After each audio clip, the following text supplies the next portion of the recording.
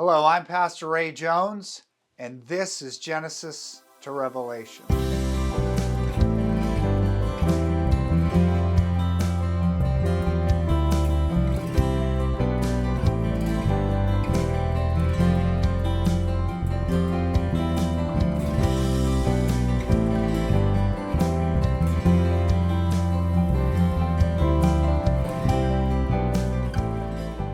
Having completed the 5 books of the Torah, we are now prepared to move on into what we call the historical books of the Old Testament.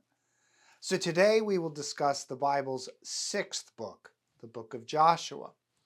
As Moses has just died, Joshua picks up where Deuteronomy leaves off, with Israel on the eastern side of the Jordan River, looking across towards Jericho. A careful reading reveals that the book's writer is establishing a clear parallel between Moses and Joshua. Thus, in Joshua 1:5, the Lord promises Joshua, "As I was with Moses, so I will be with you." So consider the following. As Moses led Israel out of Egypt, so Joshua leads Israel into Canaan. As Moses led Israel through the Red Sea, so Joshua leads Israel through the Jordan River.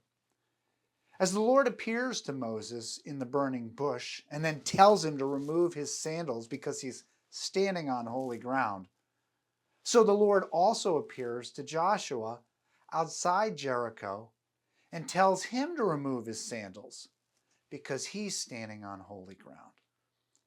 As Moses' sons are circumcised on the way to Egypt, so the sons of Israel are circumcised before they begin the conquest.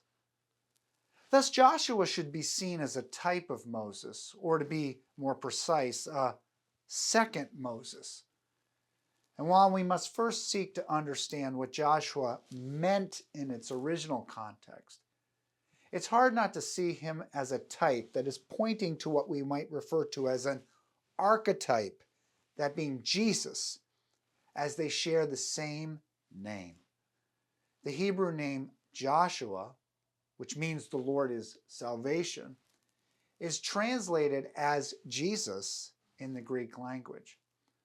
So as Jesus will be compared and contrasted with Moses in the New Testament, it's hard not to see God setting up the first second Moses with the ultimate one. And as with much of the Bible, critics take exception with 3 miracles that we see in the book of Joshua. Well, first, we think of the crossing of the Jordan at the flood stage.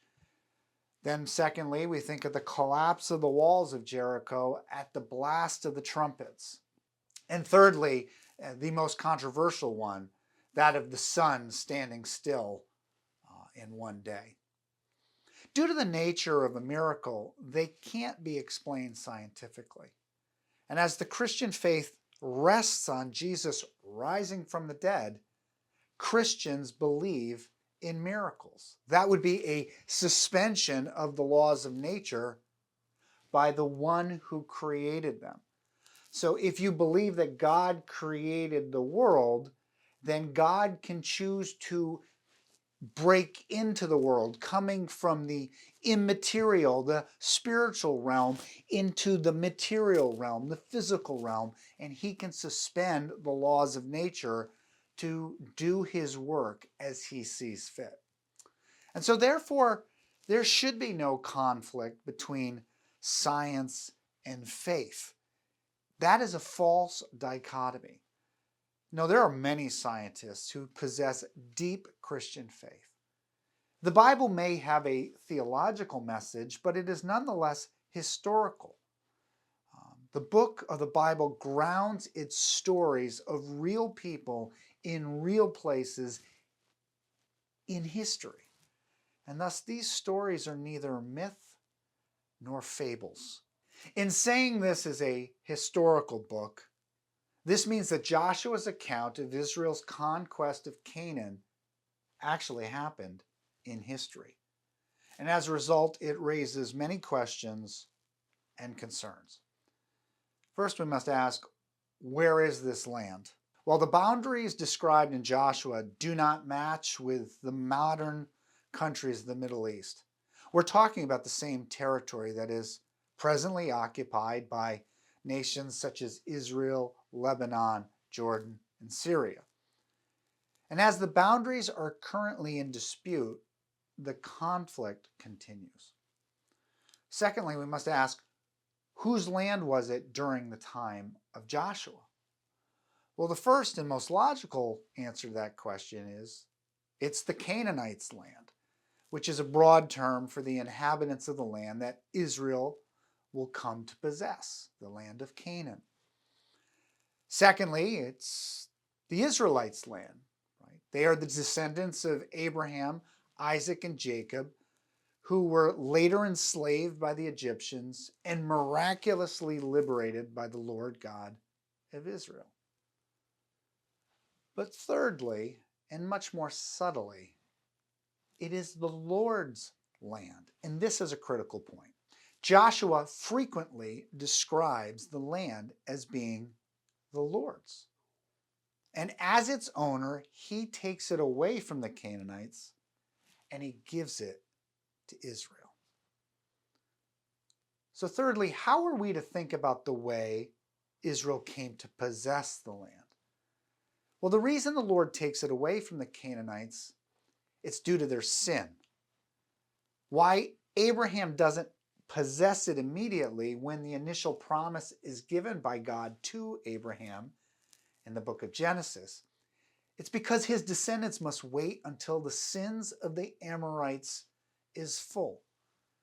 And the term Amorites is presumably a more ancient description or term for the people of Canaan. So what exactly is the nature of their sin? Well, we discussed this previously in previous episodes. It's gross sexual immorality. It's violence to children with child sacrifice. And thus this holy land of God is going to vomit out the Canaanites based on their sin. Therefore, we should see Israel acting as an agent of God's judgment on the Canaanites. I think this is very important to see this, that in actuality, God, who is the creator of the world, he is the one who has ownership of the world. He is the one who has ownership of the inhabitants of the world. He is the one who lays claim on their lives and thus calls them to live a holy life. He describes, as we find in the 10 words, morality, a basic framework for how people should live in conformity with him and with one another. And so this basic framework of morality, he is holding humanity to account.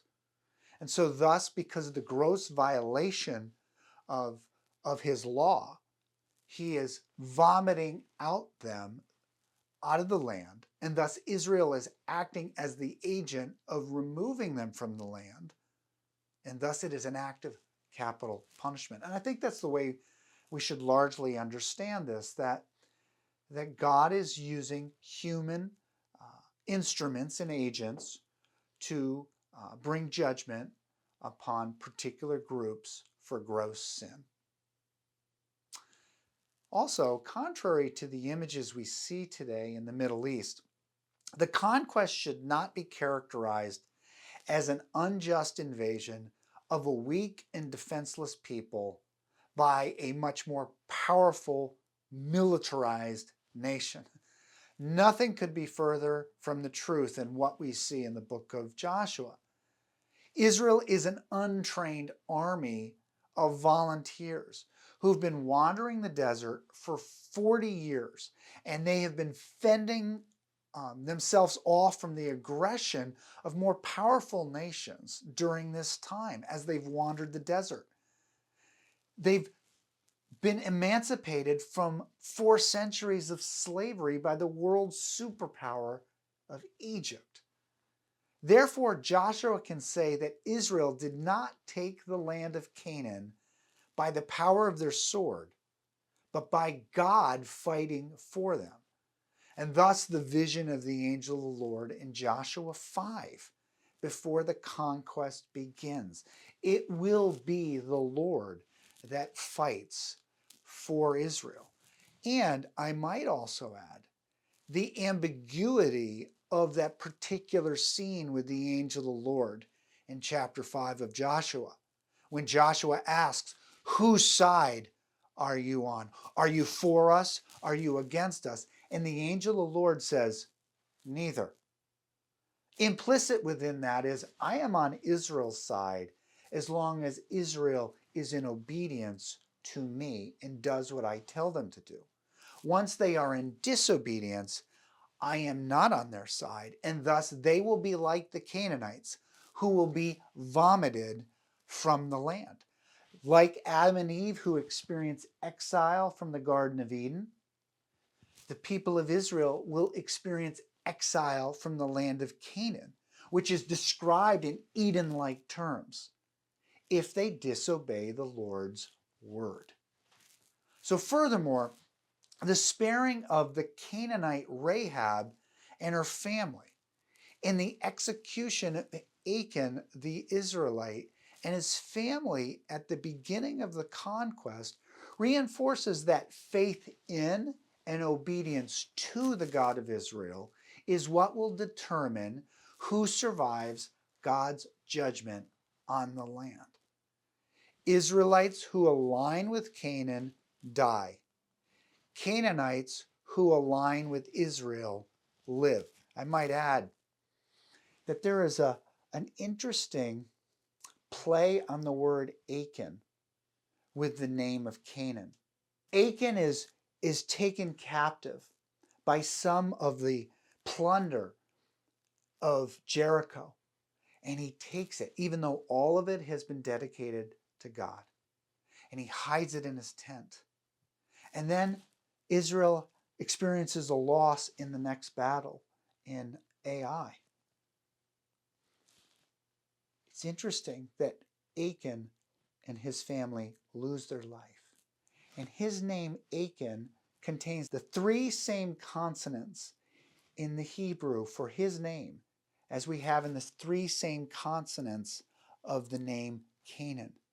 And thus, Achan has the heart of the Canaanites. And yet Rahab, who is a Canaanite, has the heart of an Israelite. And so it just reinforces the way we need to be careful in how we think of who is on the Lord's side.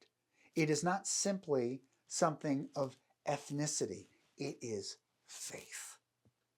And fourth, how does this story apply to what's going on in the Middle East now? Well, this is clear to see that there are more discontinuities than there are continuities. The holy war nature of the conquest is limited to the time of Joshua and Saul's later battle with the Amalekites. Other than this, David does not conduct war in a similar fashion. Therefore, this is not a normative way that Israel will conduct war in perpetuity. Also, it seems that the conquest focused on fortified cities like Jericho that has walls, signaling that they were military outposts. The campaign didn't include every population center. Therefore, it would seem that despite the sweeping nature of the language describing the extermination of the inhabitants, that it was really the kings and their military leaders and the religious leaders that were the targets of the holy war. So how can we not read the story of Joshua without being informed by Jesus' teaching? We must ask that question. He says, my kingdom is not of this world. We also need to realize that this is terms in which God is made with Israel in the Old Covenant, the Mosaic Law, whereas Jesus is calling us into a new covenant, which is labeled, obviously, the New Covenant. So something has changed in God's story as we move from ancient Israel to the modern iteration of the nation of Israel. Now, time doesn't allow for discussion of the theology of the land. Needless to say, the boundaries of the land change as the Bible moves from Joshua to the end of Revelation. The Bible's focus becomes much more global in scope than just the limited confines of the land of Canaan during the time of Joshua. Therefore, it would behoove us to compare and contrast the story of Joshua with what's presently going on with Israel in the Palestinian conflict. Israel itself recognizes the difference, as it doesn't indiscriminately invade every city and state in the region, nor does it kill all the inhabitants. So we must ask ourselves why. Why is this not happening today? Well, in raising this question, it's easy to see how complicated this conversation becomes as we move from a discussion of what the book of Joshua meant to its first readers in ancient Israel to what it means for modern readers today. And so one can hardly read Joshua today without thinking about the current situation in the Middle East.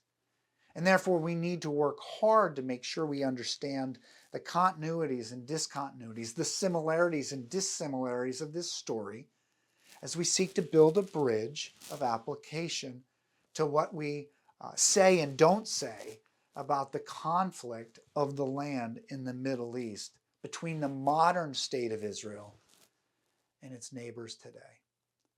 So may God bless you with greater understanding and knowledge of His Word as you read the book of Joshua this week.